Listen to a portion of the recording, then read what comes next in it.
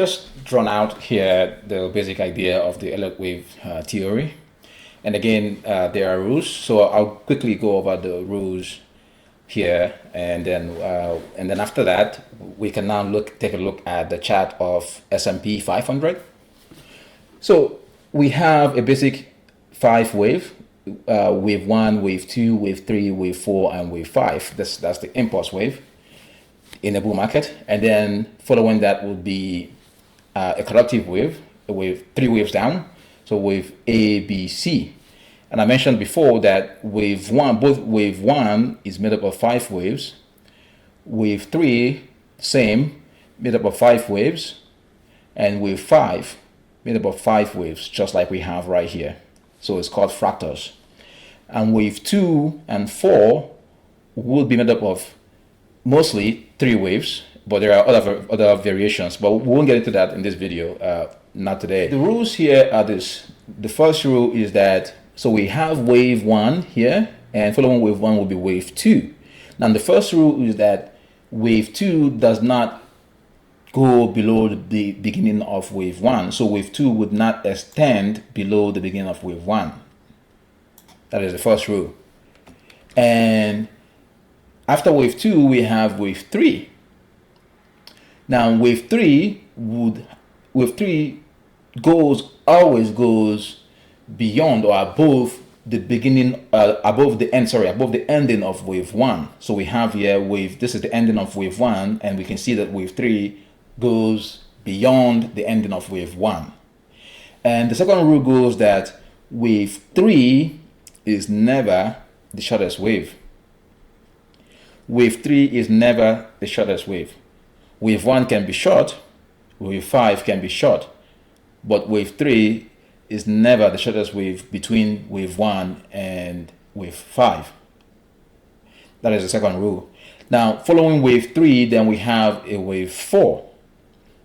Wave 4, the third rule goes that wave 4 does not touch the boundary of wave 1. So you can see wave 4 should not come down this far. That is the third rule. So wave 4 doesn't come to the boundary, or it doesn't touch the ending of wave 1. That is the third rule there. And then finally we have wave 5.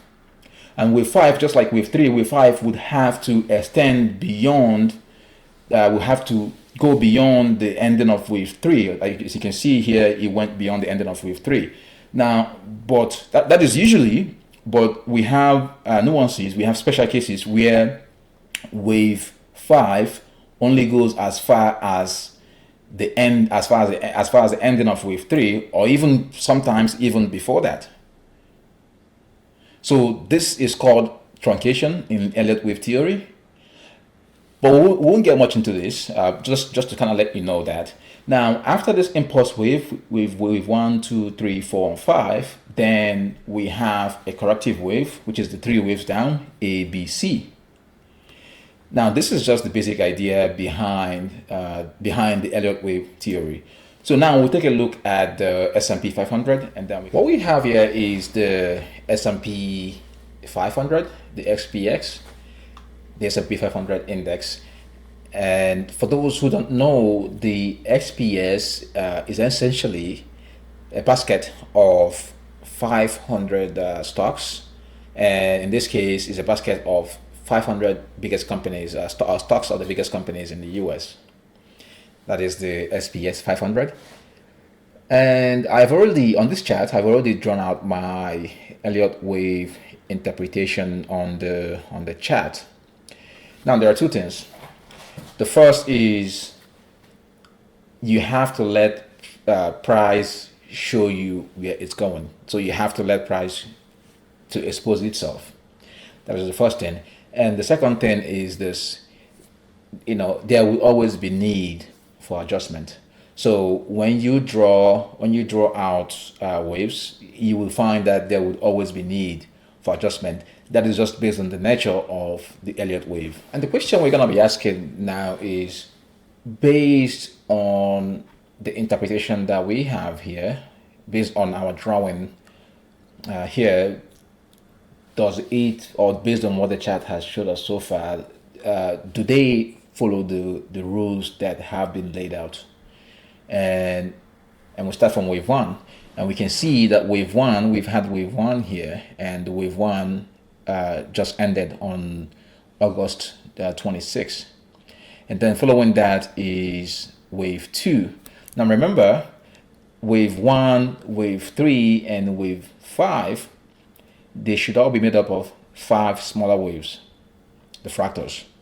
Whereas wave 2 and 4 mostly would be made up of 3 waves, smaller waves.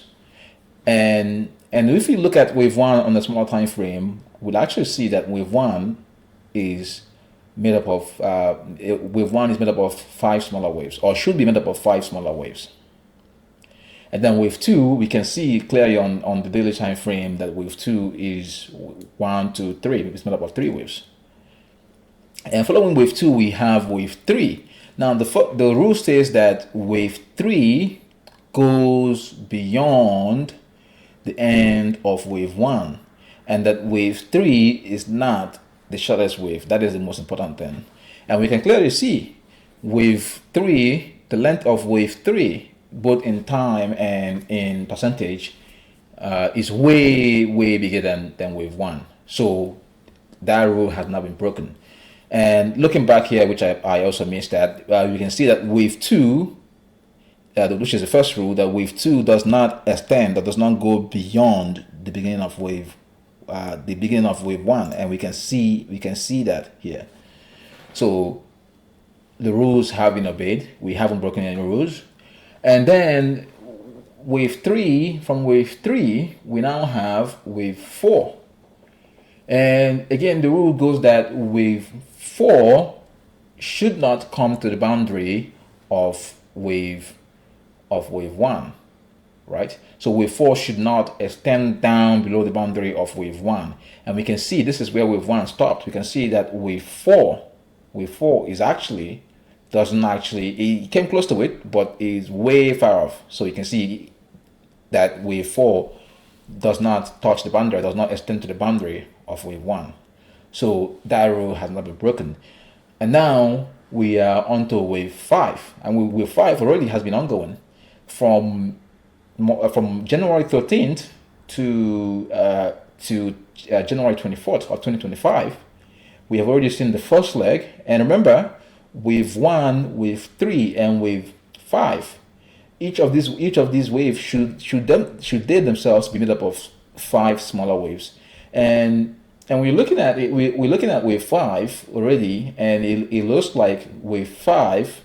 This looks like the first leg of wave 5. So this would normally be wave 1, wave 2. So it is safe to say that we are getting to the end of the impulse wave, which is wave 1, wave 2, wave 3, wave 4, and wave 5.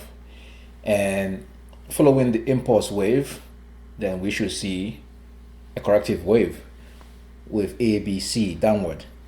And I have already marked out my target here as 647 as what should be the end of wave 5. Now remember again, wave 5 should be made up of 5 waves themselves. So wave 1, wave 3, and wave 5.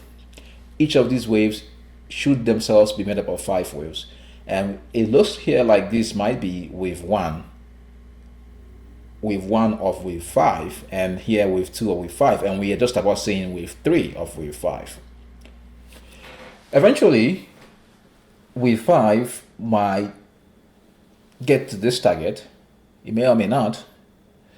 It may just get close to it. It may go beyond it.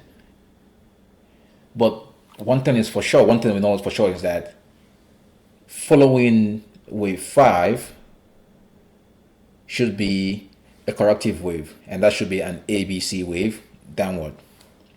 The ABC correction would be as significant in the sense that the ABC correction, for example, you can see here, you can see how long it took to get to this wave 3. You can see how long it took. It took so many days. This was from September to December.